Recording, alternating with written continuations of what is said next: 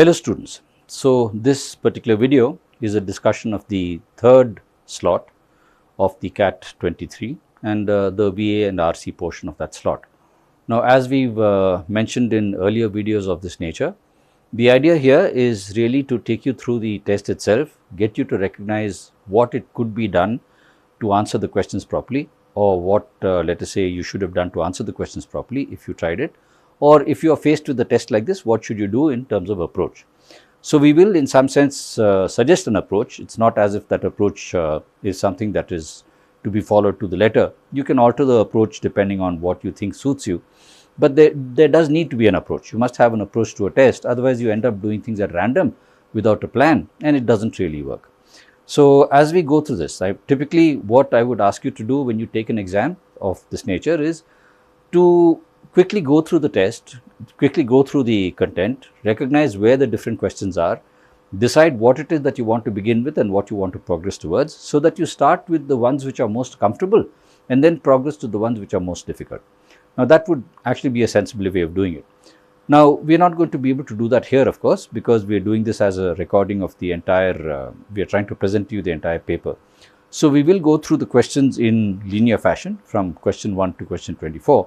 But we will also at each question stop and ask ourselves, in the exam would I have done this or would I have postponed it for a little later, which means if I found it difficult I would bypass it and come back to it later. If I found it easy I would handle it on the spot. So we will try and figure out that as well. Okay, so let's get started then. So this was a CAT exam that had the standard pattern. It had 16 questions of RC. And it had 8 questions of verbal ability, namely your paratype questions. So this particular paper being the mock of the, not being the actual CAT paper, it is exactly as they presented it, which is it starts with RC. Now, to test whether I would really like to try this RC straightforward or not, I mean, now I'm going to do it, but if I were taking a test and I opened this RC, I would first go down to the questions and I'd have a look at the questions. Not the choices, just the questions. All of the following can be inferred from the reviewer's discussion of the nutmeg curse. So I know this is actually, the article is actually a review either of a book or an essay. Okay. Then, on the basis of information in the passage, which one of the following is not a reason for the failure of policies seeking to address climate change? Which means the book that we're talking about is actually about climate change and the problems related to climate change. Which one of the following best explains the primary purpose of the discussion of the colonization of Banda Islands in the Nutmeg Skirt? So that means certain islands somewhere into the name like that, it has to be somewhere in the Pacific or in the Indian Ocean. Anyway, you run with that thought. And obviously it has to do with, let's say, a review of a book which talks about, what shall we say, which talks about climate change as seen or as in some sense affecting the Banda Islands. Okay, I've got that. Then the next one is, which one of the following, if true, would make the reviewer's choice of the pronoun who for gala inappropriate? I don't know what that context is, but I can tell from 3 statements, 3 questions here, that the article is likely to be about global warming or climate change with a specific reference to particular island somewhere, and all of this present in a book which is currently being reviewed. So would I like to try it? It doesn't seem too difficult. So yeah, I would like to try it. If it seemed very difficult, I would say, okay, I'll look at another one and see if that's going to be easier before coming back to this. But now let's try this one. So, the biggest challenge and the Nutmeg's Curse by Ghosh, which is the book, throws down. Why is that in brackets? Because obviously in this particular extract, the statement only went to the biggest challenge thrown down is to the prevailing. That what this word in brackets tells you is that the name of the article or the name of the book actually came up before this paragraph. Fine. So the biggest challenge that this book throws down is to the prevailing understanding of when the climate crisis started. Most of us have accepted that it started with the widespread use of coal in the beginning of the industrial age in the 18th century and worsened with the mass adoption of oil and natural gas in the 20th. So this is standard understanding that we all have. Ghosh takes his history at least 3 centuries back to the start of European colonialism in the 15th century. Good. So he's finding out that these guys had something to do with it. He starts the book with the 1621 massacre by Dutch invaders determined to impose a monopoly on nutmeg civilization and trade in the Banda Islands in today's Indonesia. Nutmeg, we know, is a plant and it actually provides you with a spice. So, nutmeg is a spice. So, it began with a massacre in 1621 by Dutch invaders who were determined to impose a monopoly on nutmeg cultivation and trade in the Banda Islands in today's Indonesia. Okay, so the islands are in Indonesia. Not only did the Dutch systematically depopulate the islands through genocide, that means they, in 1621 they not only massacred the people, but they also tried their best to bring nutmeg cultivation to plantation mode. They try and make plantations out of nutmeg trees. These are the 2 points to which Ghosh returns through examples from around the world. One, how European colonialists decimated not only indigenous populations, but also indigenous understanding of the relationship between humans and earth, which means nutmeg was actually grown either by people in their around their huts or in the wild, and it was not a plantation. Now, what you know where this is going. In turning it into a plantation, they in some fashion, they affected the environment. So, indigenous understanding was that you don't have it as a plantation, but these guys tried to do that. So there are 2 points to which Ghosh returns through examples from around the world. One is how European colonialists decimated not only indigenous populations, but also indigenous understanding of the relationship between humans and earth. 2, how this was an invasion not only of humans, but of the earth itself, which means these guys invaded not just the population of that island, but the earth on the island itself. And how this continues to be present day by looking at nature as a resource to exploit. Now, we are familiar with that idea. We've been exploiting nature a great deal, which has brought about climate change. We know we are facing more frequent and more severe heat waves, storms, floods, droughts and wildfires due to climate change. We know our expansion through deforestation, dam building, canal cutting, in short, terraforming. Terraforming is changing the surface shape of the earth, right?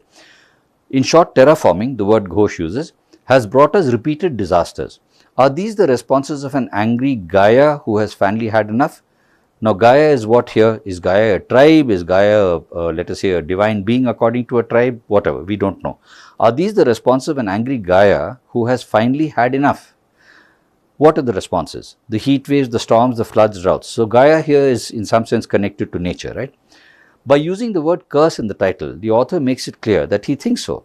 I use the pronoun who knowingly, because Ghosh has quoted many non-European sources to inquire into the relationship between humans and the world around them, so that he can question the prevalent way of looking at earth and as an inert object to be exploited to the maximum. So, Gaia here is the earth or nature, right?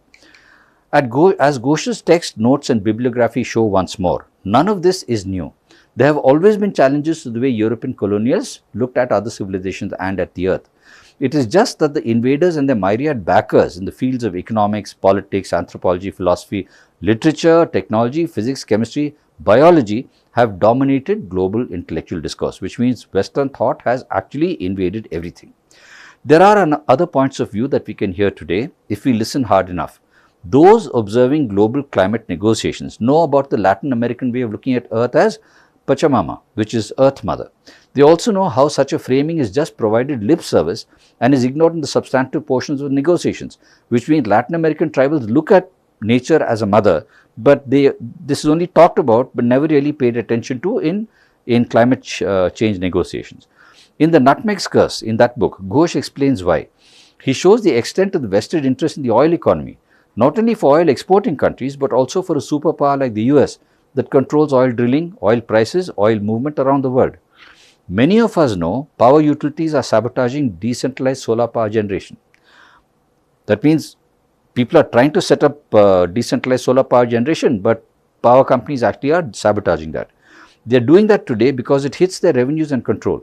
And how the other points of view are so often drowned out.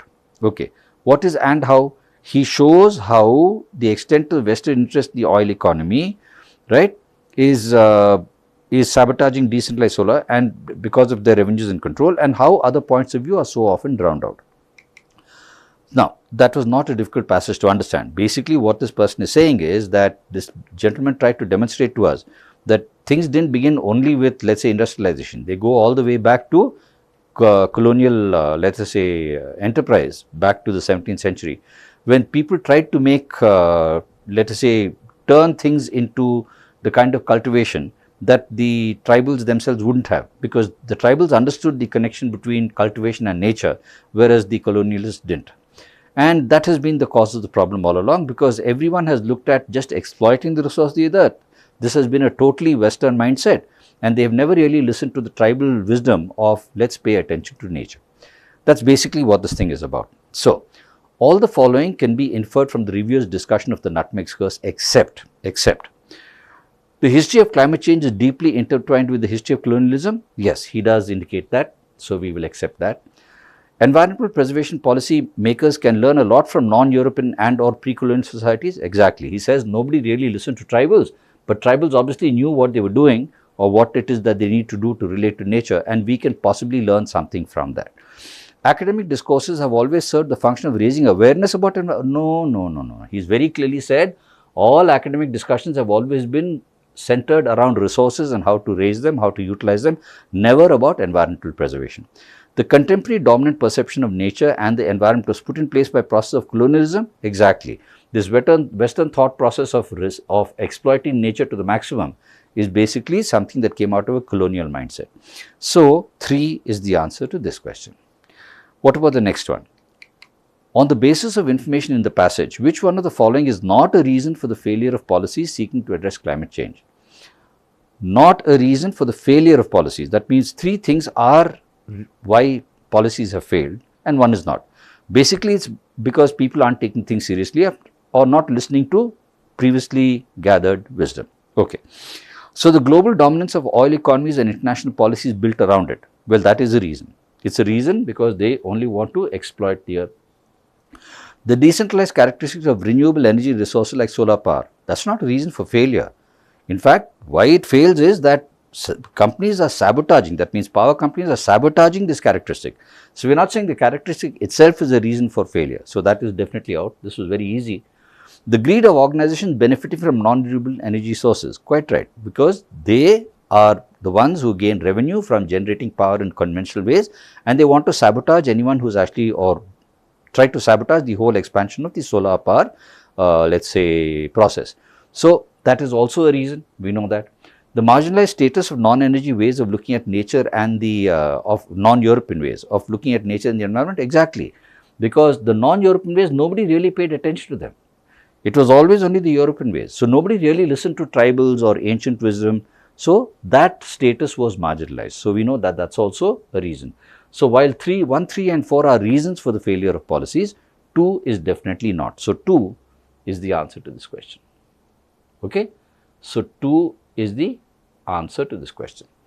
Alright. Now, let us look at 3. Which one of the following best explains the primary purpose of the discussion of the colonization of the Banda Islands in the Nutmeg Curse? To tell you that the manner in which colonials went about what they did, with total disregard to, let us say, received wisdom, or with total regard to the balance that needs to be maintained between humans and nature, is exemplified by the use of the discussion of the Banda Islands. So, to illustrate the first instance in history when the processes response for climate change were initiated, it's not the first instance. It is to illustrate one of the first instances. We don't know it's the first instance. You realize he doesn't say, he only says he takes the story at least 3 weeks back to the start of the European colonialism of the 15th century, and he starts the book with the 1621 massacre, which means he may be referring to that as one of the things that happened in early times. He's not saying it is the earliest thing to happen. So, very clearly we cannot accept 1. So, that doesn't work. Then, to illustrate the role played by cultivation of certain crops in the plantation mode in contributing to climate change, not about certain crops. It's about how there was a total disregard of what should be the balance between cultivation and nature. So, we are not really looking at 2. Okay. Then 3, to illustrate how systemic violence against the colonized constituted the cornerstone of colonialism. While there is a discussion about the violence that was perpetrated against the people and the land, that is not the primary purpose of the passage. The passage actually starts with, and in fact, when we started the discussion of this question, we talked about the fact that basically the passage was oriented towards saying how the very colonial mindset of exploitation, etc., of being able to exploit people, the land and all of that is actually what, that particular mindset is what prompted them to get into the kind of activities that thereabout brought about, let us say, the changes in land structure, the changes in utilization, and therefore climate change. So, while systemic violence is talked about, it is not actually the primary purpose. Systemic violence is part of the activities that the colonials engaged in.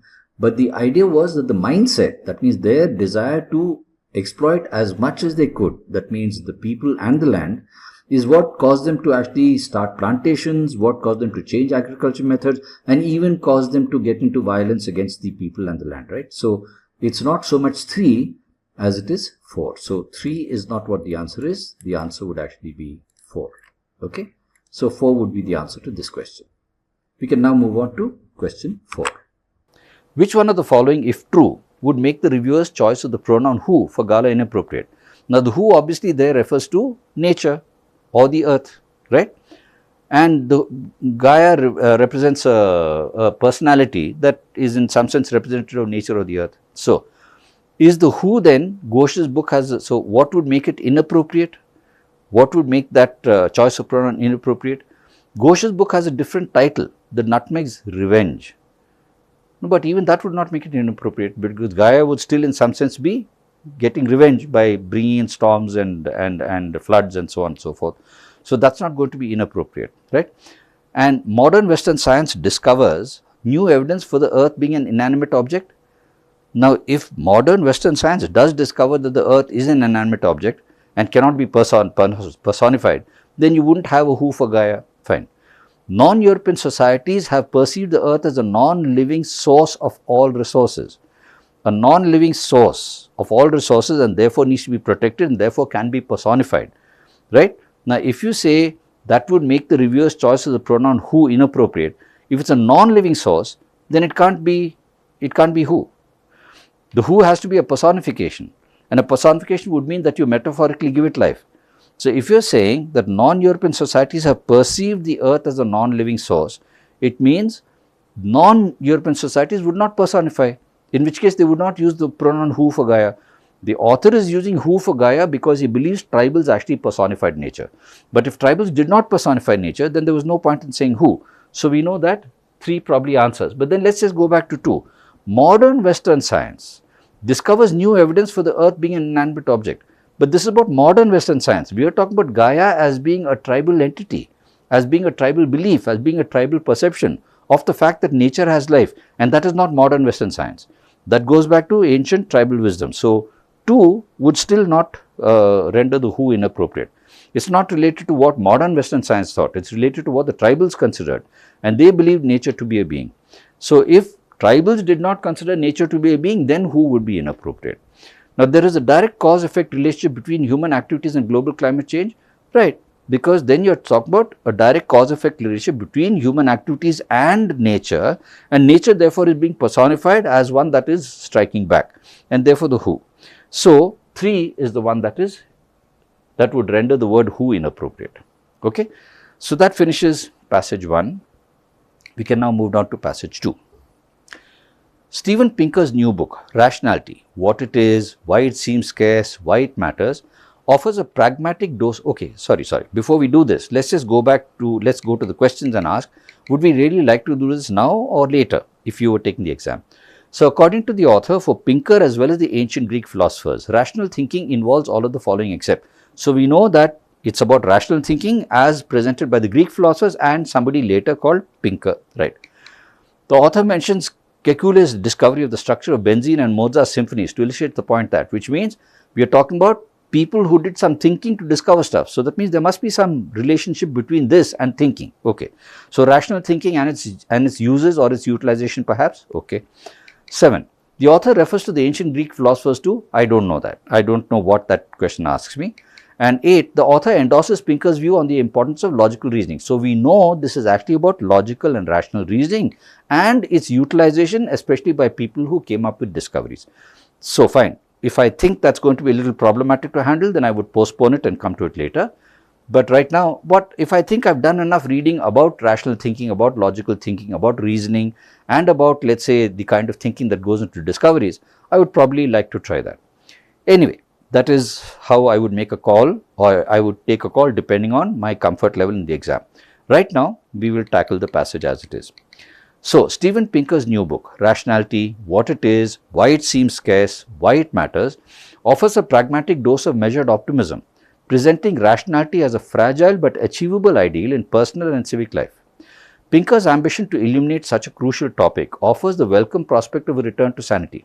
It's no small achievement to make formal logic, game theory, statistics and Bayesian reasoning delightful topics of charm and relevance, which means these are such dry, what people would consider dry and boring topics, that this guy has actually managed to make it interesting to anyone who actually picks up the book.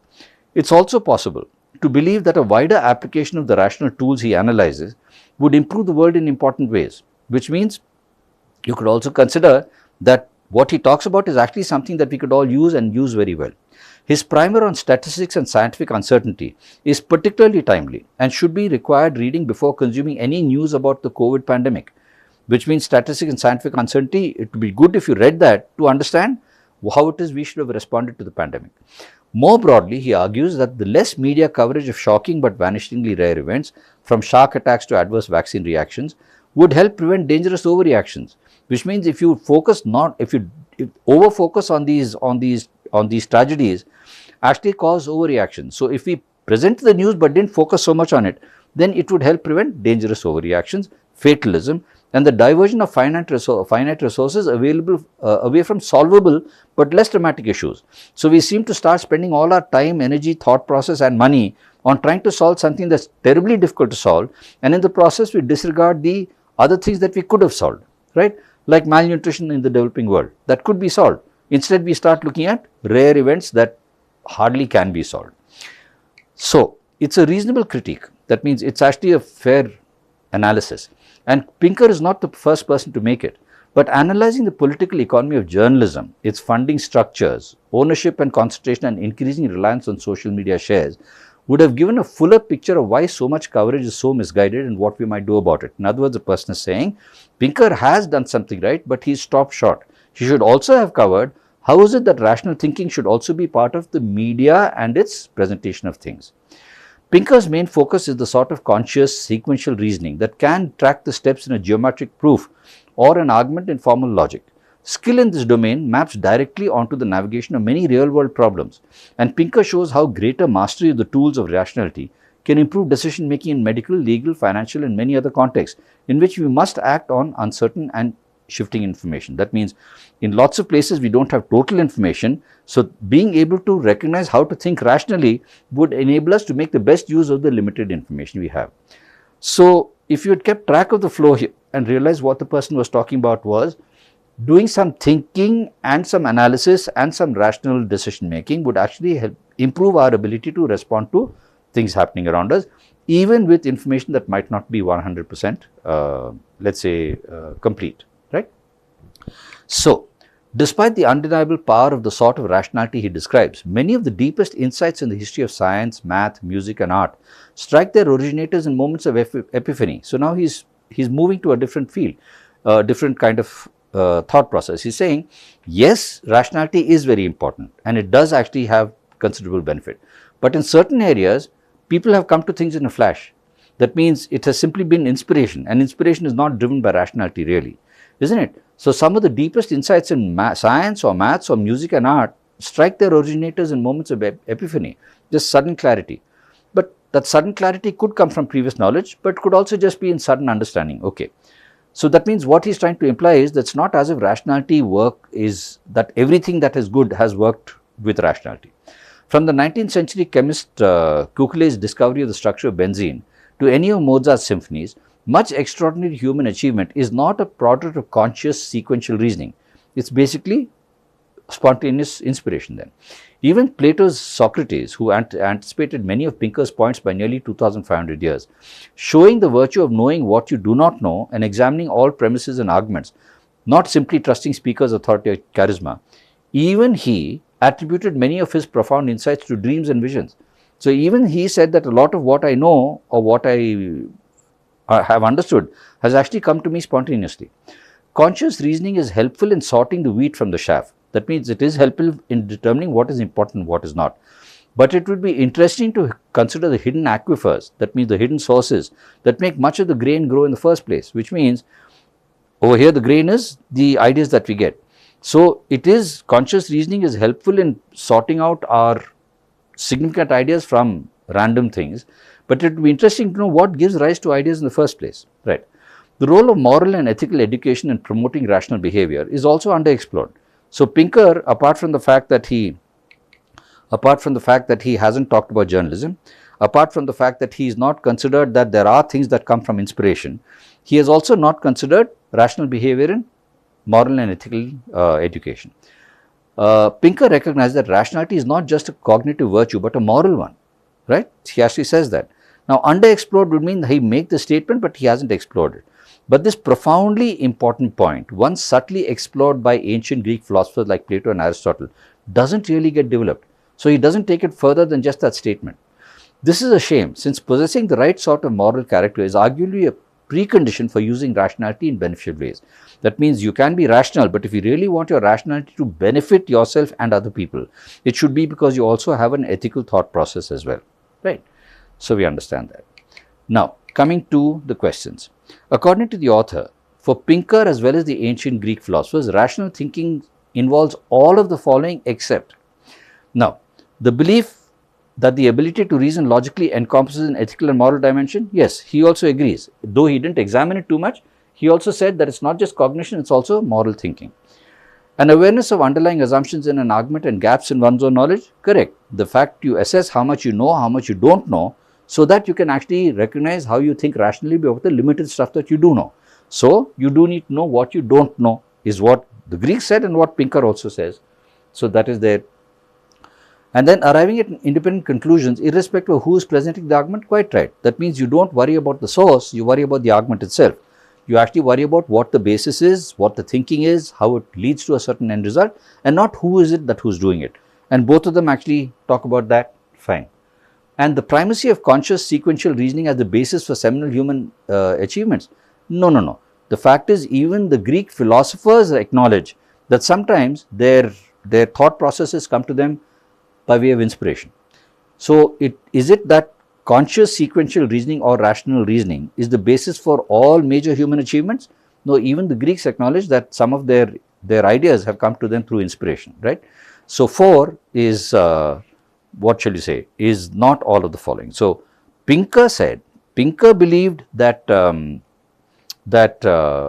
Pinker did not talk about the inspiration part, whereas the Greeks acknowledged the inspiration part. So, which means rational thinking involves all the following except. Now, it involves 1, 2 and 3, but it does not involve 4, because according to, let us say, the Greeks for instance, inspiration has a role to play.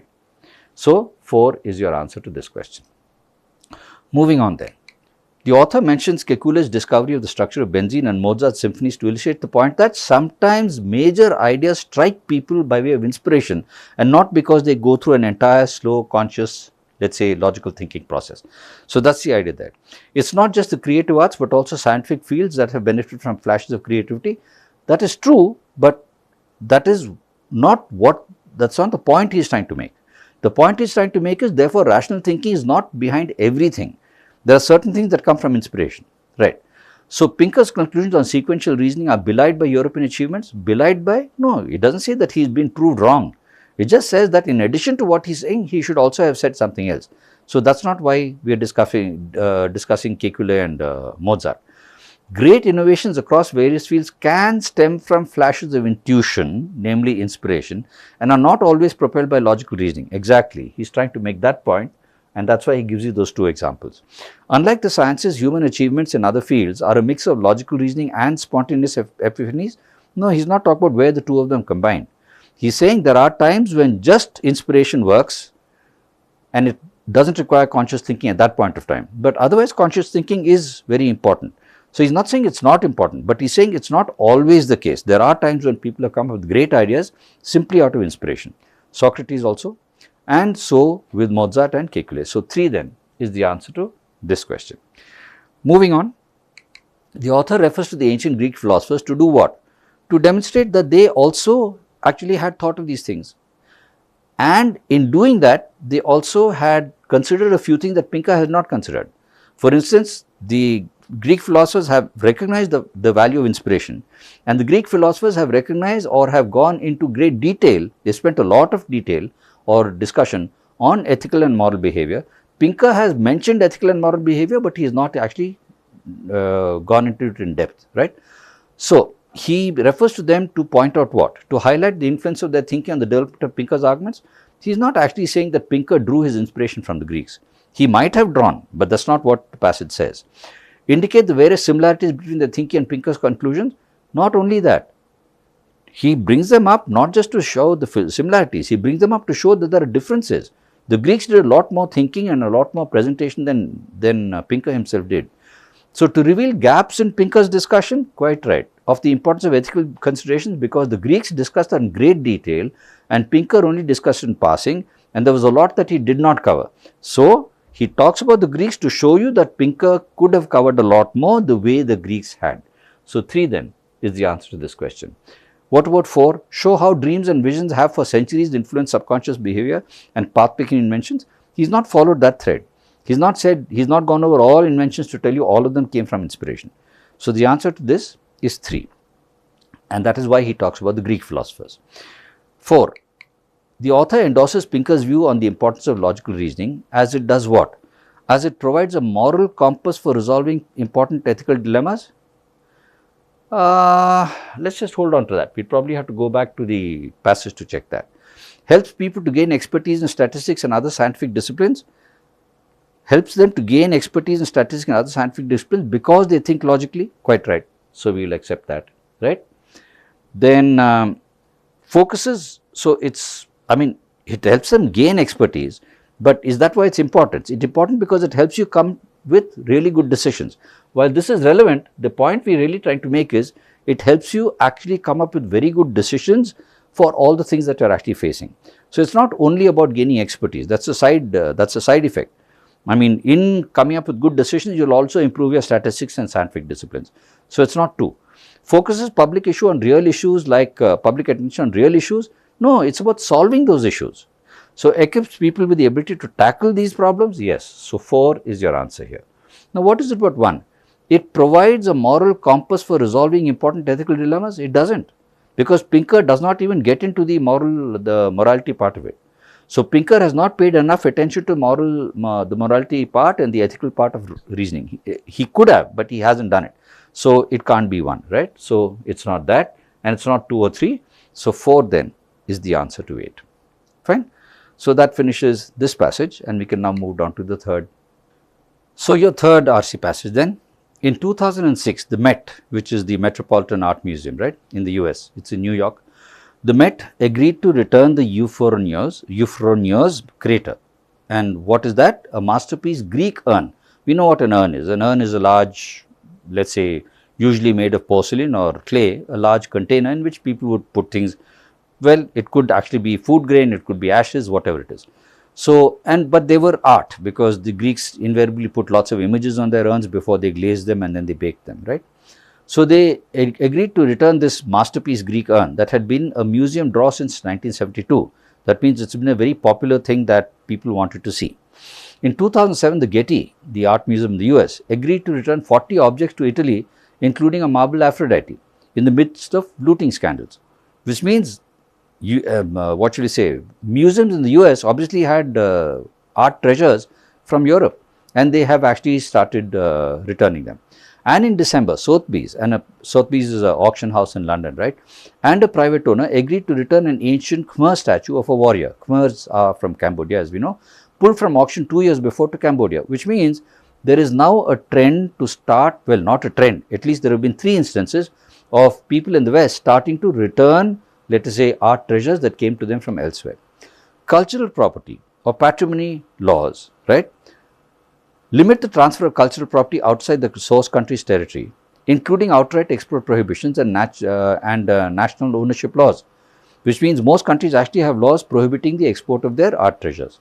Most art historians, archaeologists, museum officials and policymakers portray cultural property laws in general as invaluable tools for counteracting the ugly legacy of Western cultural imperialism. You know, the connection here is, no? Basically, Western cultural imperialism also involved looting countries of their treasures, and so all these protective laws are actually a response or a, let's say, a counter to the legacy of Western cultural imperialism. Right. During the late 19th and early 20th century, an era that the former Met director Thomas Hoving called the age of piracy, which is where the Westerners actually looted all these art treasures from elsewhere, American and European art museums acquired antiquities by hook or by crook from grave robbers or souvenir collectors, bounty from digs and ancient sites in impoverished but art-rich source countries. Patrimony laws, namely national treasure protection laws, were intended to protect future archaeological discoveries against Western imperialist designs. Who is the author of this article, surveyed 90 countries with one or more archaeological sites on UNESCO's World Heritage Site list. And my study shows that in most cases, the number of discovered sites diminishes sharply after a country passes a cultural property law. That means after people put in their protection laws, not so many sites were discovered, which tells you that discoveries happened mostly because people were looking for art treasures. Now that people are not looking for art treasures to loot and take back, there is not so much discovery happening. So there are 222 archaeological sites listed for those 90 countries. When you look into the history of the sites, you see that all but 21 were discovered before the passage of cultural property rights. Again, you get to understand from this that basically the discovery happened by those who really were looking for treasures to take home. Strict cultural patrimony laws are popular in most countries, but the downside may be that they reduce incentives for foreign governments, non-governmental organizations, and education institutions to invest in overseas exploration because their efforts will not necessarily be rewarded by opportunities to hold, display and study what is uncovered. What he's really saying is that you might actually have very strict laws to protect your own art treasures, but that means you're, in some sense, that's not an incentive to people from outside your country to invest in discovery, because then they don't get to share the fruits of the items discovered. To the extent that source countries can fund their own archaeological projects, artifacts and sites may still be discovered. So if some of these countries actually have the wherewithal to do it themselves, then they might still discover. But what he's implying here is that not all countries have the financial capacity to do that. So the survey has far-reaching implications. It suggests that source countries, particularly in the developing world, should narrow their cultural property laws so that they, the source countries, can reap the benefits of new archaeological discoveries, which typically increase tourism and enhance cultural pride. This does not mean that these nations should abolish restrictions on foreign excavation and foreign claims. So it's not that they should let their artifacts go, but they could allow people to invest so that in some sense they can also have exposure to these things. China provides an interesting alternative approach for source nations eager for foreign archaeological investment. From 1935 to 2003, China had a restrictive cultural property law that prohibited foreign ownership of Chinese cultural artifacts. In those years, China's most significant archaeological discovery occurred by chance in 1974, when peasant farmers accidentally uncovered ranks of buried terracotta warriors, which are part of Emperor Qin's spectacular tomb system. I think most of us know, we've seen pictures of these buried warriors, right? In 2003, the Chinese government switched course, dropping its cultural property law and embracing collaborative international archaeological research. Since then, China has nominated 11 archaeological sites for inclusion in the World Heritage Site, including 8 in 2013, the most ever for China. In other words, what this person is saying is that China has actually now got a system where they do allow foreign investment in, let's say, archaeological discovery, but they do not allow let's say, the findings to be taken away. And that is beneficial for both. The ones who find are able to, in some sense, study, work out history, talk about it, possibly even present themselves as the ones who discovered, but the findings stay in China as part of their cultural heritage. And in this process, there is interest in discovering more and more stuff. So that's what this passage actually tells us. Now, looking at the questions then. Which of the following statements, if true, would undermine the central idea of the passage? Now, the central idea is that you can't have totally restrictive laws when it comes to discoveries. If you do not take investment in, then you're not going to actually gain the benefit of actually discovering stuff that is in your own country. So with a collaborative system, you can probably benefit, both sides could benefit. Archaeological finds would be made, and while the finder might actually be able to publicize the fact that they've done it, the nation where the findings were will actually get to keep them, and it will add to their heritage and their history. Fine. But what would undermine the central idea then? Affluent, archaeologically rich source countries can afford to carry out their own excavations. Fine. If they can afford, he also says that. He says there may be people who actually can do it. But then what about the people who can't? So the argument, the central idea is not for the people who can't do it. The central idea is for the people who can do it, right? That means for the people who, sorry, the central idea is for people who can't do it. It's not for those who can. For those who can do it, they'll do it on their own. For those who can't do it, maybe foreign investment would actually have a role to play. That's the central idea. So one doesn't impact on that. Two, Western countries will have to apologize to countries for looting their cultural property in the past century. That's only apology. The central idea is maybe collaboration can help. Now, you want to undermine that. UNESCO finances archaeological research in poor but archaeologically rich resource countries. Now, here we are saying, so UNESCO will come in. If UNESCO comes in, then you don't really want private funding, you don't want other government funding, you don't want other countries to fund, because UNESCO is a world body that will fund. So, if a world body funds, then you don't have to look for collaboration from private archaeological finding sources. So, 3 would actually undermine the central idea of the argument, because the central idea is, if you remember, the central idea is you should allow foreign funding in, even though the people might actually be foreign. They'll make an investment because they have something to gain, and you will gain too. But this one tells you don't need to allow private funding in. If UNESCO does it, then you don't need the private funding. So that undermines the central idea. Museums established in economically deprived, archaeologically rich source countries can display the antiques discovered there. That doesn't undermine the central idea. That's actually part of the central idea. He's saying that when these economically deprived countries actually get investment, they can actually unearth these things and display them and add to their heritage. So 4 does not undermine the central idea, 3 does. So 3 is the answer to 9. What about 10 then? Which one of the following statements best expresses the paradox of patrimony laws? Which means this whole business of preserving our artifacts and not allowing export of these, or not allowing people to take them away. The paradox is, on the one hand, you are actually preserving your own culture and you are ensuring that other people don't do it for you. But on the other hand, it's stopping you from making discoveries. That's the paradox, or it ends up in you're not making discoveries. So, they were intended to protect cultural property, but instead resulted in withholding of national treasure from museums. No, that's not exactly what it is. The national treasure, that it resulted in lower or less discovery of national treasure, if you want. So, they were aimed at protecting cultural property, but instead reduced new archaeological discoveries. Quite right. That means you might have protected stuff, but you did not actually put money into discovery. So, 2, they were aimed at protecting cultural property, but instead reduced business for auctioneers. No, we are not talking about the fact that auctioneers had lower business. They were intended to protect cultural property, but instead resulted in neglect of historical site. Not neglect, not even discovered. See, if you discover a site, then you can talk about neglect. But the question of neglect doesn't come in until you make the discovery, right?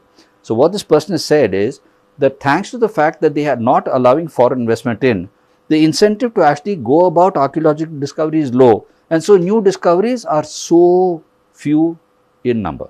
So instead, reduce new archaeological discoveries. So 2 is your answer to 10. What about 11 then? It can be inferred from the passage that archaeological sites are considered important by some countries because what? Because they generate funds for future discoveries? No. Because they give a boost to the tourism sector? Yes. So archaeological sites are important and should be uncovered because tourism will get a boost. Because they are subject to strict patrimony laws? No. Are they considered important because they are subject to laws? No. The laws are because they are considered important. This reverses, what should we say, cause and effect, right? The laws exist because the things are important, not that the things are important because there are laws. And are a symbol of Western imperialism? That's not why they are considered important. They are considered important because they could give a boost to tourism. So 2 is the answer to 11. And coming to 12 then, from the passage we can infer that the author is likely to advise poor but archaeologically rich source countries to do all of the following except. Essentially, we know he would advise them to collaborate with private investors, allowing them to make the discoveries, but retaining the right to keep the artifacts and not export them. That's basically what it is. So, would he actually ask them to fund institutes in other countries to undertake archaeological exploration in the source country, fund institutes elsewhere to come here and carry out explanations? No. He is actually going to allow institutes elsewhere to come here and carry out exploration. So, it's not, so 1 is definitely not what it's not. This is something that we are not looking at. Adopt China's strategy of dropping its cultural property laws and carrying out archaeological research through collaboration? Yes, he is actually suggesting that people do that. 2, Allow foreign countries to analyze and exhibit the archaeological finds made in the source country. Analyze and exhibit, allow them, but not give up ownership. Yes, that is also there. Then to find ways to motivate other countries to finance explorations in their own, in the source country. Yes. So he would actually agree with 2, 3 and 4, but not with 1. Because he is saying that these are poor countries, they do not have the funds. So where would they have money to fund institutes elsewhere? They would like institutes elsewhere to fund collaborative effort here. So 1 is the exception. So 12, the answer would be 1. That takes us down to passage 4. Now again, passage 4, would I want to do it? Would I want to skip it? According to the passage, recent studies on romanticism avoid a single definition, a specific time or a specific place because, so the discussion is on romanticism. According to the romantics, aesthetics, so romanticism and aesthetics in romanticism, the main difficulty in studying romanticism is fine.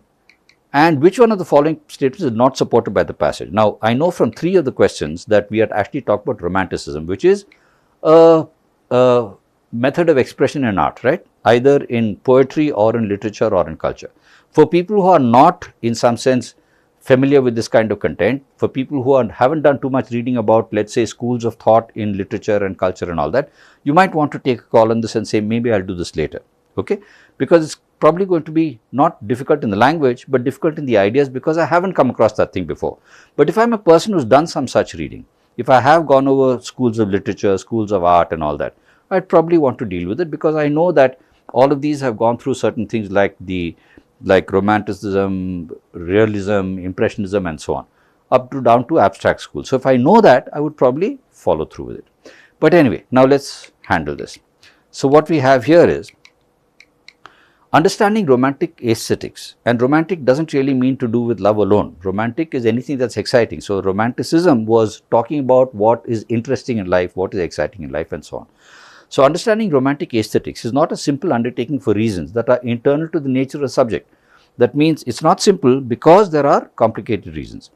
Distinguished scholars such as Arthur Lovejoy, Northrop Frye and Isaiah Berlin have remarked on the notorious challenges facing any attempt to define romanticism. Lovejoy, for example, claimed that romanticism is the scandal of literary history and criticism. The scandal of, which means something that is so shocking. The main difficulty in studying the romantics, according to him, is the lack of any single real entity or type of entity that the concept romanticism designates. So there's no one thing that romanticism talks about. That's the problem. Lovejoy concluded. The word romantic has come to mean so many things that by itself it means nothing. So according to him, it has no clear focus and therefore is something by itself that is not meaningful. Okay. The more specific task of characterizing romantic aesthetics adds to the difficulties of an error paradox. That means identifying what is beautiful in romanticism is also something that adds to this challenge, right? Conventionally, aesthetics refers to a theory concerning beauty and art or the branch of philosophy that study these topics. However, many of the romantics rejected the identification of aesthetics with a circumscribed domain of human life that is separated from the practical and theoretical domains of life. So the romantics actually said aesthetics is not about beauty alone. Beauty can also be seen in practical and theoretical domains of life. The most characteristic romantic commitment is to the idea that the character of art and beauty and of our engagement with them should shape all aspects of human life, right? So the romantic commitment actually says that you can find beauty in all aspects of human life, which is a repetition of the previous line. Being fundamental to human existence, beauty and art should be a central ingredient not only in philosophical or artistic life, but also in the lives of ordinary men and women. You realize all of this is actually the same idea, just being given to us in 3 slightly different ways, right? Another challenge for any attempt to characterize romantic aesthetics lies in the fact that most of the romantics were poets and artists whose views of art and beauty are, for the most part, to be found not in developed theoretical accounts, but in fragments, aphorisms and poems, which are more often elusive and suggestive than conclusive. Which means another thing about dealing with romanticism is these guys tended to present their things in somewhat abstract ways. And so it's very difficult to put your finger on it and say this is what they're talking about. Okay. Nevertheless, in spite of these challenges, the task of characterizing romantic aesthetics is neither impossible nor undesirable. As numerous thinkers responding to Lovejoy's radical skepticism have noted, That means it is possible to do. You can actually identify what it is that romantic aesthetics is. While warning against a reductive definition of romanticism, Berlin, for example, still heralded the need for general characterization. He said, don't try to reduce it to one particular point, but look at it generally. Although one does have a certain sympathy with Lovejoy's despair, which means you can't bring it down to a particular thing, he is in this instance mistaken. There was a romantic movement, yet it's important to discover what it is. So don't just say, I'm looking for one particular focus. Try and determine what it is that those people actually were trying to present themselves. Recent attempts to characterize romanticism and to stress its contemporary relevance follow this path. That means they really try to look at the larger aspect and not focus on any one particular idea. Instead of overlooking the undeniable differences between the variety of romanticisms of different nations that Lovejoy had stressed, that's another problem Lovejoy had. He said that you can't identify it because each nation seems to have had its own particular ideas that they were presenting in this particular school. So instead of overlooking the undeniable differences that between the variety that Lovejoy had stressed, such studies attempt to characterize, that means modern day studies attempt to characterize romanticism not in a single definition, not at a specific time, not at a specific place, but in terms of particular philosophical questions and concerns. That means what is the nature of the ideas that were developed. So don't look for particular ideas, look for the nature of the ideas. That's what people should actually do to identify what romanticism is. And recent attempts are actually following that path. So we have understood that. So while the German, British and French romantics are all considered, the central protagonists in the following are the German romantics. That means in whatever is going to follow this piece of writing. Two reasons explain this focus. First, because it has paved the way for the other romanticisms. So German romanticism has a pride of place because other romanticism picked up from it. But it also has a pride of place among different national romanticisms. That means even other countries actually look back at German romanticism. Second, the aesthetic outlook that was developed in Germany roughly between 1796 and 1801, the period that corresponds to the heyday of what is known as the early romanticism, that aesthetic outlook offers the most philosophical expression of romanticism, since it grounded primarily in the epistemological, metaphysical, ethical and political concerns that the German romantics discerned in the aftermath of Kant's philosophy. Now this part is just about making a statement about why German romantics are actually in some sense inspirational, because they actually grounded their romanticism in various particular thought patterns. So while we won't break our head over it, we do know that any question relating to why were the Germans important would actually bring us back to this paragraph where we can check the answer. So question 13. According to the passage, recent studies on romanticism avoid a single definition because they realize that there is no single definition, that you do have to look at a variety of things. So they understand that the variety is impossible? No, they actually think that a variety is possible. So the answer can't be one. They seek to discredit Lovejoy's skepticism regarding romanticism. That's not why they're doing it. They're not saying this guy is an idiot and therefore we are avoiding this single definition. They are not doing it to disprove him. They're doing it because they actually want to find out what's happening. They prefer to focus on the fundamental concern of the romantics, quite right, which means let's not try to figure out only what particular ideas they focused on, but let's focus on what is the nature of their ideas, what gives rise to their ideas. So what are the fundamental concerns that they have? So right, so 3 would actually be an answer to that. Prefer to highlight the paradox of romantic aesthetics. According to them, there is no paradox. According to them, they are saying that there is a wider aspect that we should look at. We shouldn't be trying to focus on particular focus ideas. We should be recognizing what the nature of their ideas is. So 4 doesn't work. So the answer to this would actually be 3. And 14, according to the romantics, aesthetics, which is the whole study of beauty and all that, should not just be about artifacts. It should also be about everything that happens in people's lives. It should be about the way people go about doing what they do, even the everyday person. So it's widely considered to be irrelevant to human existence? No. In fact, they are saying it is part of all existence. It's part of everybody's life. It's part of what they do. So it permeates all aspects of human life, both philosophical and daily and mundane and routine and all that. Yes, it does. So that's what they believe. And it's primarily the concern of philosophers and artists rather than ordinary people? No, it's very much to do with ordinary people in their lives also. Should be confined to a specific domain separate from practical and theoretical? No. Once you recall from the passage that the romantics believed that aesthetics is relevant not only to what we consider to be beautiful in appearance, but also considered to be applied to what everybody goes through in their lives, then we know that 2 definitely works and 3 and 4 don't work. So 2 is the answer to this question. What about 15 then? The main difficulty in studying romanticism is basically what? Is basically, according to people who think there is difficulty, is that there is no one focus that they seem to have. They seem to have a very wide range of things to look at. Plus, they present all their ideas in very abstract ways. They don't really put down very clear pieces of writing. So, is it controversial and scandalous history of romantic literature? No. The absence of written accounts by romantic poets and artists. Well, is that discussed? Yes, it is. It is discussed as one of the features, but is it the main difficulty in studying? Let's just look at that, okay? We'll just go back to the passage where it actually says, let's just go back to that. We'll go back to the passage where it says that. It says that here, another challenge for any attempt, another challenge. Let's remember this is another challenge, right? So another challenge for any attempt to characterize romantic lies in the fact that most of them were poets and artists whose views of beauty and art are for the most part to be found not in developed theoretical accounts, but in fragments, which means you get their understanding, you get their views from the work that they've done, but not from any discussion that they've had. You get their views from the work that they've done, but not in any academic or even ideological discussion that they've had, right? So it's not to be found in theoretical accounts, not discussed as such, but in fragments, examples, in the work, the poetry that they wrote, the art that they engaged in. So aphorisms which are often more elusive and suggestive than conclusive. Now, the other point here is this is another challenge.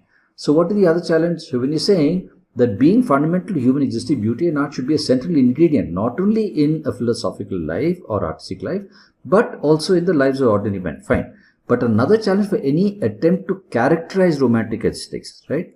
That means to be able to say what exactly were their concepts, lies in the fact that their concepts were not presented in total. Their concepts were not presented as a discussion. Their concepts were presented as part of were something that you could identify from the art that they did, from the poetry that they wrote, from the aphorisms that the lines that they actually came up with. They did not put their concept down as a concept. So we have to understand their concept from the work that they did. So the fact is, while it is true to say that there was an absence of written accounts, the point is there's a lack of clear conceptual contours, because we are saying that they did not actually explain their concepts anywhere. They did have concepts, they did have views, but the views were something that viewers or people who appreciated their writing or appreciated their art or looked at their poetry were able to kind of gather from that, not because these people had actually discussed clear concepts. So it's not 2 as much as it's 3.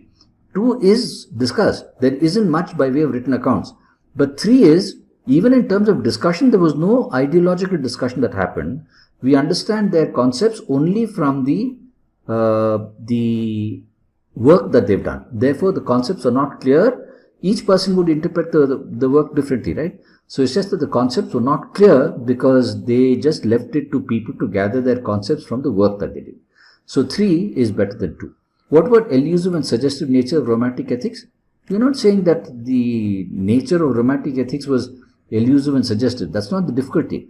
The fact is the lack of clear concepts is the difficulty, because it leaves people with various interpretations they can make from the work, which means the work suggests, meanings are elusive, but all of that happens because there is no ideological discussion or academic discussion of concepts carried out. So 15, the answer would be 3. 16 asks, which one of the following statements is not supported by the passage? So we are looking at not supported. Many romantics rejected the idea of aesthetics as a domain separate from other aspects of life. Exactly. They said that in fact, you should look at aesthetics not just in art, but in all aspects of life, including relationships and work, etc. All of that. So the passage tells us that. So that means this is supported by the passage, right?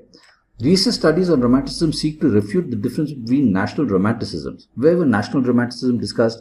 Well, they discussed somewhere towards the end, because we have, while the German, British and French romantics are all considered the central protagonists, in the following are the German romantics. So that means 2 reasons explain this focus first. That means we have different national romantics, right? So we have different nationalities romantics. Is there some other discussion about that? Yes, there is the previous paragraph which says recent attempts to characterize romanticism and to stress its contemporary relevance follow this path. What path? The fact that, let us say, romanticism is something that is, the romantic aesthetics are applicable to all parts of life. They follow that path. Instead of overlooking the undeniable differences between the variety of romanticism of different nations that Lovejoy had stressed, which means Lovejoy had said that national romanticisms actually are different, right? But recent attempts don't even focus on this. They don't focus on this. Such studies attempt to characterize romanticism not in terms of a single definition, a specific time or a specific place, but in terms of particular philosophical questions and concerns, which means they are not accepting or denying that there are national romanticisms. They are not accepting or denying the fact that there are undeniable differences. They are saying, whether you think there are differences or not, let's disregard them and focus on the particular philosophical questions and concerns. So this is what they want to look at. They have chosen not to look at this. So it does not say that they don't say that there are, it does not say that they say there are differences or they don't say. It says whether there are differences or not, they are focusing on what it is that the particular philosophical questions and concerns are.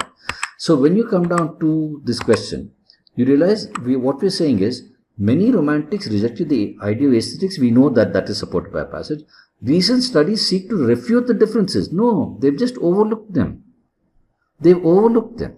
Recent studies on romanticism seek to refute the differences. No, they say keep the differences aside. Look, whether there are differences or not, look at what the philosophical questions are that are being answered. So they don't seek to refute.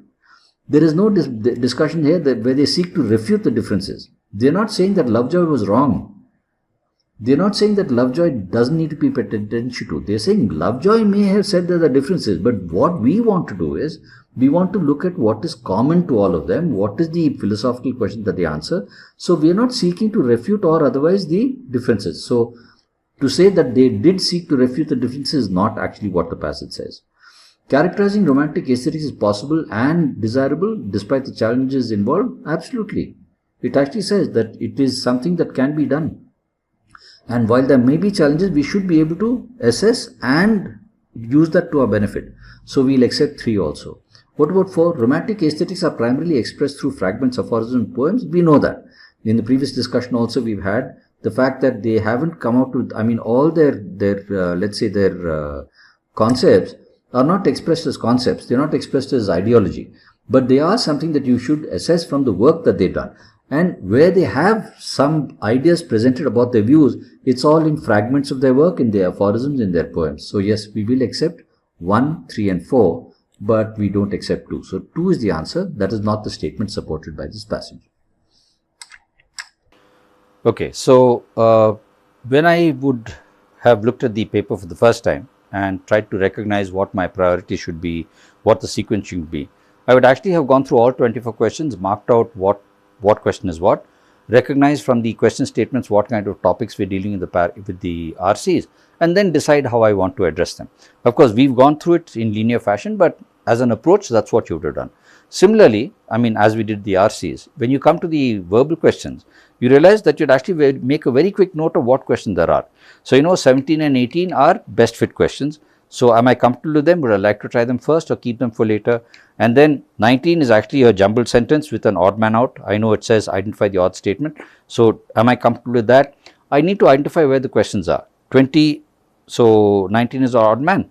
20 is also an odd man statement. So, I know I have 2 of those, I have 2 of these. Then I come down to 21, which is a parajumble. I have 22, which is a parajumble.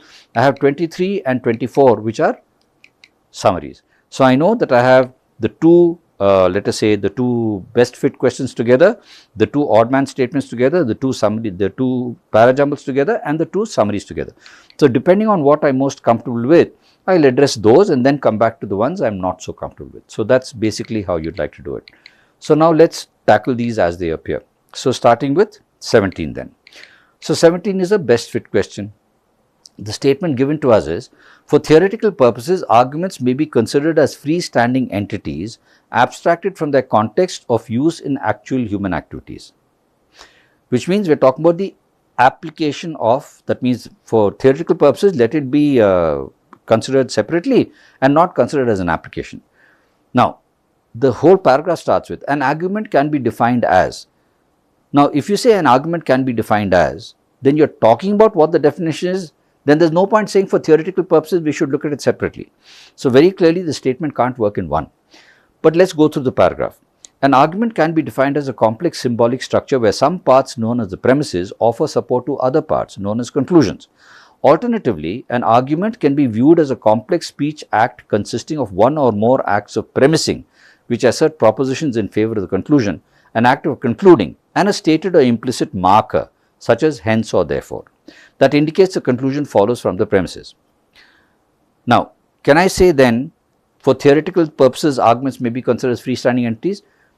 No, because it continues by saying the relation of support between premise and conclusion. So, you still have to continue with the discussion. You have premises, you have conclusions, and they are related. So, the relation of support between premises and conclusion can be cashed out in different ways. That means you can derive various benefits from it. The premises may guarantee the truth of the conclusion or make its truth more probable. The premises may imply the conclusion. The premises may make the conclusion more acceptable or assertable. So, up to this point, we have talked about what an argument is constituted of, what the components are, what the components do, and how the components are related. So, I do not have place for the basic sentence in either one or two, because one says for theoretical purposes, now that we have discussed arguments, let's consider what we do with arguments in theory and in practice. And similarly, what do we consider arguments to do in theory and practice cannot be inserted into two, where we are still talking about the relationship between premises and conclusions. So, this is not going to happen in one or two. Where could it happen? Could it happen in three? It could, because three starts with the but. But depending on one explanatory goals, there's also much to be gained from considering arguments, which means talking about the actual benefit of arguments. There's also much to be gained. That means in addition to a benefit already given to us, there's another benefit. So far, we've not talked about benefits. So, does the basic statement talk about benefit? Quite right. When you're saying abstracted from the context of use in actual human activities, you're saying there is a benefit. You can actually use arguments in actual human activities. But depending on one's explanatory goals, there is also much to be gained from considering arguments as they in fact occur in human communicative practices. So, it's not just about human activities, it's also about human communication practices, because the person said it's also part of communication. So, the statement is more relevant in 3, right, than it is in 4. That is because in 3, we are talking about the fact that there is a benefit and then following it, but there is another benefit. But having said there is another benefit, then I am not going to come back to the first benefit that is presented in 4. So, the best place for it is option 3. So, your answer would actually be 1, which is option 3. Okay, let's look at the next one. The sentence says, beyond undermining the monopoly of the state on the use of force, armed conflict also creates an environment that can enable organized crime to prosper. So, one is, before this there must have been a discussion about the monopoly of the state on the use of force is actually being questioned, and following this there must be a discussion on crime actually benefits. Okay. So, it can't work in one. Linkages between illicit arms, organized crime, armed conflict can reinforce one another while also escalating and prolonging violence and eroding governance. Here we are still talking about governance, right? When you say organized crime, but the point here is we are saying organized crime and armed conflict. So, we really have to talk about, let us say, the totality before we talk about organized crime itself. So, it's probably not going to happen in one. Now, linkages between illicit arms, organized crime and armed conflict and reinforce one another while also escalating and prolonging violence and eroding governance. Financial gains from crime can lengthen or intensify armed conflicts by creating revenue streams from non-state armed groups.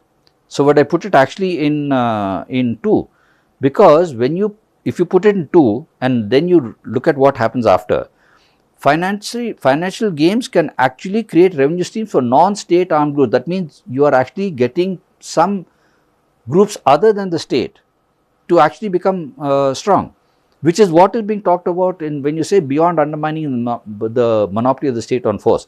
Basically, what you are saying is you are creating people who can use force, but beyond that, beyond just creating people who can use force other than the government, you also have impact on crime. So, actually it is not going to work in 1 or 2, it could work in 3, because it could work in 3 because you are saying, having talked about the fact that financial gains can lengthen the intensity of armed conflicts, etc., then you are saying, and creating revenue streams for non-state armed groups. That means you are creating groups who can actually employ force other than the government. You are creating groups other than the government who are capable of employing force. And beyond that, beyond creating groups who are actually therefore undermining the monopoly of the state to use force, armed conflict also creates an environment that can enable organized crime to prosper. So, it could actually work in 3. In this context, in which context? In the context of organized crime prospering. In this context, when hostilities cease and parties to a conflict move towards a peaceful resolution, the widespread availability of surplus arms and ammunition can contribute to a situation of criminalized peace that obstructs sustainable peace building efforts, which means even though you might actually have warring factions to stop their war, the fact is there are so many arms around that criminals are now free and loose, and that criminal content can actually stop your society or culture to coming down to true peace, because they will simply have a criminalized peace, which is not really peace. It's still, now you're not subject to wars, but you're subject to criminal violence. So that means 3 is the best place for it. So 3 being the best place for it, the option would actually be 4. The choice would be 4, picking option 3. Now, next question. Here we are looking at finding the odd statement. Now, you know, finding the odd statement really mean one that doesn't work as part of the thought process that the paragraph has. So let's deal with that then. Boer Senior, who lived through the 2004 tsunami, the Japanese occupation and diseases brought by British settlers, was the last native of the island chain who was fluent in Bo. So that means these are some South Sea islands where the Japanese occupied them in the Second World War, but the British also brought diseases, and there was a 2004 tsunami, and he is a really old person of that of a tribe on that island, right? And he was the last native of on the island chain who was fluent in Bo, Bo being a language then. The indigenous population has been steadily collapsing since the island chain was colonized by British settlers in 1858 and used for most of the following 100 years as a colonial penal colony. But that is about what did the British use the island for. It doesn't actually relate to people talking in Bo, because we talk about people talking in Bo, correct? Fluent in Bo. Okay. Taking its name from a now non-extinct tribe, a now extinct tribe. Bo is one of the great 10 Andamese languages. So we know 1 and 3 are clearly related. They talk about Bo as a language. So we know this in the Andamans, right? Taking its name from a now extinct tribe, Bo is one of the 10 great Andamese languages which are thought to date back to pre-Neolithic human settlement of Southeast Asia. So I know we are talking about a language and we are talking about a person who spoke that language. 2 doesn't talk about the language. What about 4? The last speaker of an ancient tribal language has died in the Andaman Islands, and that is Bo in 1, breaking a 65,000 year link to one of the 4 world's oldest cultures. And who is this person who died? The person in 1. So I know that 4 and 1 are related to the person who spoke a language, and 3 is actually about the language itself. Now what about 5? Though the language has been closely studied by researchers of linguistic history, Boa Senior spent the last few years of her life unable to converse with anyone in her mother tongue, because there was nobody else around to speak that. So we know, even if we don't organize this, it's very clear that we are talking about 4 sentences that relate to a language spoken in the Greater Andamans, and 1 statement here is only about the fact that that island was used for a prison. That's about all. Therefore, 2 is very definitely out. We don't even need to worry about sequencing it, because very clear that 4 statements here talk about a language and people who spoke that language and the last person to actually speak that language, whereas 2 talks about the fact that this particular island was actually used as a prison by the British. Okay. So out of interest, maybe let's try and see whether we can figure out what the sequence is. I know 4 and 1 are related. How? Because I'm saying the last speaker actually died. And who was the last speaker? The last speaker was Bo. And what about it? She was the last native of the island chain who was actually in some sense fluent in Bo. And what is this Bo? Bo is actually a language, right? Bo is a language in the Greater Andaman. So I know that 3, where were we? So I know that 4 and 1 are actually going to be followed by 3. And then what does 5 tell me? 5 tells me, so I have 4, 1 and 3. And what does 5 tell me? It says, though the language, that means that language, has been closely studied by researchers, Boa Senior spent the last few years of her life, that means she's gone now, but even when she was alive, she was not able to converse with anyone because she was the only one who could actually do it. So 4, 1, 3, 5 would be my sequence, but I didn't need to do this. Even looking at it, I realized that 2 is a statement that doesn't relate to the languages and therefore is the odd one out. So 2 is the odd one out here. Now, Next one, same thing, 5 statements, one of which is odd. Although hard skills have traditionally ruled the roost, some companies are moving away from choosing prospective hires based on technical abilities alone. Companies are shaking off the old definition of an ideal candidate and ditching the idea of looking for the singularly perfect candidate altogether. Which means if I am looking at that 2, then 2 has to come before 1, because you are saying companies are ditching the idea of looking for a singularly perfect candidate. Why is that? Because while hard skills have traditionally been the important thing, people are moving away from the thing about looking only at technical abilities. So, what are they looking for then? If they moved away from looking for technical abilities, what are they looking for? Now, some job descriptions are frequently asking for candidates to demonstrate soft skills, such as leadership or teamwork. That means, although hard skills have been important, now they want not just technical ability, they also want them to have soft skills. So, I know that 3 is actually related to 1. That's not to say that practical know-how is no longer required. Some jobs still call for highly specific expertise. Now, that's not to say, what's not to say? Just because we are saying soft skills are not required, then we don't need practical know-how? No, we are not saying that. You still need practical know-how. Some jobs still call for highly specific expertise. That means if I look at 4, I have to look at it after 3. The move towards prioritizing soft skills, fine. So, the soft skills we are talking about in 3 are actually, he is explaining to us why they need it, and that's in 4. In 5, the move towards prioritizing soft skills is a natural response to 3 years of the pandemic, says senior recruiter so and so. That means we are moving towards soft skills, but that doesn't mean we still don't need practical expertise. We do. So, we know that actually if I have to make a whole paragraph out of this, I'd actually have 2, 1, 3, 5, 4. But then I am asked to leave out one statement. So, what would I leave out? Now, the point is 2 is a generic statement saying that people have stopped looking for the singularly perfect candidate. But 1, 3, 5, 4 actually tell me, while hard skills are important and have always been important, people are now starting to look at soft skills. Why is that? Typically in response to the 3 years of the pandemic. But it doesn't mean that you don't need practical applications anymore. So, 1, 3, 5, 4 would actually be a relevant sequence. 2 would be much before this discussion. And I don't need it to be able to carry out this discussion. Therefore, 2 is the odd one out. Fine. So, that brings us down to a para jumble. Now, the para jumble, 4 statements, we have got to put them in order. So, Veena Sahajwala, a material scientist at the University of New South Wales, believes there is a new way of solving this problem. Which problem? Some problem.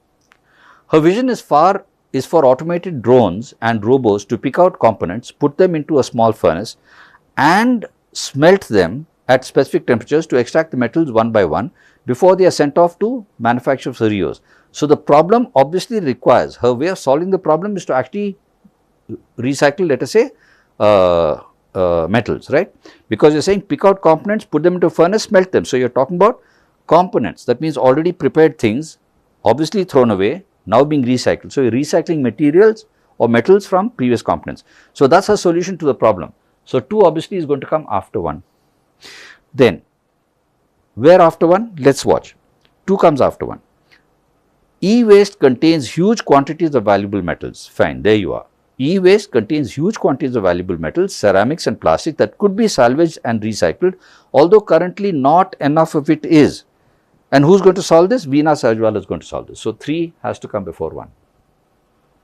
4. She plans to build micro factories that can tease apart the tangle of materials in mobile phones, computers and other e-waste. And it is not just about teasing them apart, no, it is not just about removing the materials, it is also about then putting them into a melting process to be able to extract the metals before they are sent off somewhere else. So, 4 has to come here. So, now let us read in that sequence then. E-waste contains huge quantities of valuable metals, ceramics and plastics that could be salvaged and recycled, although currently not enough of it is.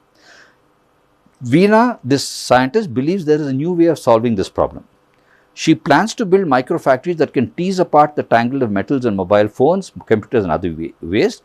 Her vision is to actually use drones to pick up components, separate the materials, put them into a small furnace and at specific temperatures extract the metals one by one before they are sent off to manufacture for reuse. So, 3142 is actually going to be the sequence of this paragraph. Fair enough? Okay. Next one then. Also a para jumble. So centuries later than what? That means we must have talked about some situation before we come to centuries later. So I know there has to be something before one. So centuries later, formal learning is still mostly based on reading, even with the widespread use of other possible education affecting technologies such as film, radio and television, which means formal reading was earlier considered important and centuries later it is still considered important. So that means there must be something about reading that happens here. Okay. So one of the immediate and recognizable impacts of the printing press was on how people learned. In the scribal culture, it primarily involved listening, so memorization was paramount. But once you had things printed, then people could read. So obviously 2 is going to come before we talk about reading.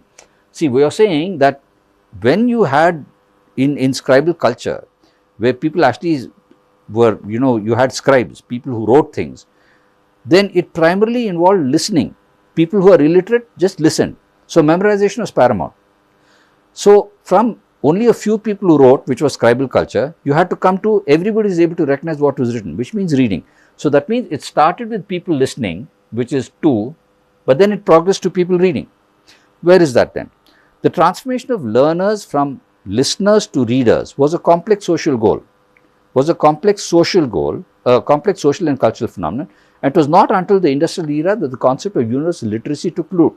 That means reading became important at some point of time before the industrial era, but centuries later it is still the most important one, which means 3 has to come before 1. So 3 comes before 1. Now what was the difference then from people who actually did handwriting and then everybody else listened to people being able to read? What was necessary? It was necessary to actually bring out things that were written. So the printing press shifted the learning process from listening. It shifted the learning process from listening and memorization gradually gave way to reading. And learning no longer required someone that you had to listen to, no longer required a mentor, it could be done privately. So I know 4 is actually going to come here. Now let's read it, 2, 4, 3, 1. So one of the immediate and recognizable impacts of the printing press was on how people learned. In the scribal culture, it primarily involved listening, so memorization was paramount. The printing press, once you actually had the printing press, it shifted the learning process as listening and memorization gradually gave way to reading and learning, and it no longer required the presence of a mentor, it could be done privately. Having said that, we go to 3, which says the transformation of learners from listeners to readers was a complex social and cultural phenomenon, and it was not until the industrial era that the concept of universal literacy, thanks to reading, took root. And centuries later, it is still mostly based on reading, with the even with the widespread use of other media that we have. So 2, 4, 3, 1 is the sequence of this particular paragraph. This one was not difficult at all. Right. Coming down to the next question. This is a summary question. So gradually, life for the island's birds is improving. Some island somewhere. So it has to be in the Antarctic then. Antarctic prions and white-headed petrels, all birds, which also nest in burrows, had managed to cling on in some sites. Some sites, while pests were on the island. So even though the island was invaded by pests, some birds managed to stay. Their numbers are now increasing. It's fascinating and so exciting, Shaw says. As birds return to breed, they also poo, which means they also crap, right? They have excreta. This adds nutrients to the soil, which in turn helps the plants to grow back stronger, which means we are talking about an island that had actually been invaded by pests and had possibly suffered, but the fact is some birds managed to stay, and these birds staying actually brought back nutrients to the soil. Tall plants then help burrowing birds hide from predatory skuas. This is a wonderful feedback loop, Shaw says. Today, the pretty paddock that Houghton first experienced has been transformed. The tussock is over your head and you're dodging all these penguin tunnels, she said. The orchids and tiny herb that had been protected by fencing have started turning up all over the place. In other words, we are saying that an island which had suffered attack by pests has actually recovered and is starting to flourish because of the fact that certain birds were hardy enough to remain, to actually continue to live there and add nutrients to the soil, which has brought all biological life back, right. So, in the absence of pests, life on the island is now protected and there has been a revival of a variety of birds and plants, right. Let's just keep that there. Flowering plants, herbs and birds are now being protected on this wonderfully Antarctic island, but how did it happen? Because pests were got rid of, or pests have diminished, because we can't forget the fact that there were once pests. We can't forget the fact that there were once pests. So 2 doesn't talk about that. What about 3? There is a huge positive transformation of the ecosystem of the island which when brought under environmental protection. We are not talking about environmental protection. We are talking about the fact that pests have actually in some sense diminished and biological life has come back. So it can't be 3. There is an increasing number of predatory birds and plants on the island despite the presence of pests. No, not despite the presence of pests. They managed to hang on while pests were on the island, which means they are not on the island now, which means 4 can't work. So if they are not on the island now, you can't say despite the presence of pests. So it is in the absence of pests, because were tells you they are no longer there. Life on the island has actually improved, life on the island is protected, and there has been a revival of a variety of birds and plants. So because of the fact that you have to indicate that the pests are now missing, 1 works. So 1 is the summary of this one. What about this? The weight of society's expectations is hardly a new phenomenon, but it has become particularly draining over recent decades. Perhaps because expectations themselves are so multifarious and contradictory. The perfectionism of the 1950s was rooted in the norms of mass culture and captured in famous advertising images of the ideal white American family that now seems self-satirizing. That means all this business about this is the perfect family seems to be actually a joke at the moment, or almost like a satire. In that era, perfectionism meant seamlessly conforming to values, behavior and appearance. Chiseled confidence for men, demure graciousness for men. The perfectionist was under pressure to look like everyone else, only more so. The perfectionists of today, by contrast, feel an obligation to stand out through their idiosyncratic style and wit if they are to gain a foothold in the attention economy. So, today's, let's say, society has always had expectations. At one point of time, the expectations were that everyone should conform to what was considered to be a really good standard. Now the expectation is that people, if they want to be paid attention to, must actually stand out. That's it. So both ways there are pressures. In those days, the pressures were to conform. Now the pressure is to be a non-conformist. So the pressure to appear perfect has been the cause of tension and conflict because the idea itself has been in a state of flux and hard to define. We are saying the pressure to appear perfect has been the cause of tension and conflict. We are not discussing tension and conflict. Tension and conflict are not discussed over here. It may be tension within oneself, but unless you say tension and conflict within oneself, then you don't have it. So we don't have tension and conflict discussed. So it can't be one. The image of perfectionism is reflected in and perpetuated by the media, and people do their best to adhere to these ideals. There's nothing here that says that the media has brought about these expectations. It says society has these expectations. So the media is not being discussed. Though long-standing, the pressure to appear perfect and thereby attract attention, right, has evolved over time from one of conformism. That means the first thought was we need to conform, now you don't conform. That is it. We just discussed that, no? That means where earlier the expectation everybody would fall within line and appear to certain very good standards. Now the expectation is people to be able to catch attention, to stand out. So the long-standing pressure to appear perfect and thereby attract attention has evolved over time from one of conformism to one of non-conformism. That's what makes this right. 4. The desire to attract attention is so deep-rooted in individual consciousness that people are willing to go to any lengths to achieve it. We are not talking about how far people are willing to go. So what we are talking about is what was expectation, the nature of expectation 1 has changed. We still have expectation, but now it's an expectation of different type. Then it was to conform, now it is to be different. So 3 then is the answer to this. With that, we come to the end of this particular set, and do remember that basically what is required here is actually just careful reading, recognizing connection between ideas, working out the thought flow, and recognizing the nature of arguments and the premises or the thinking that happens between them. Identifying assumptions, making inferences, all of these are part of what we do here. So the fact is, preparation requires not just that you practice with stuff, it also requires that you do some thinking while you read. And that is what is going to help you prepare for an exam like this.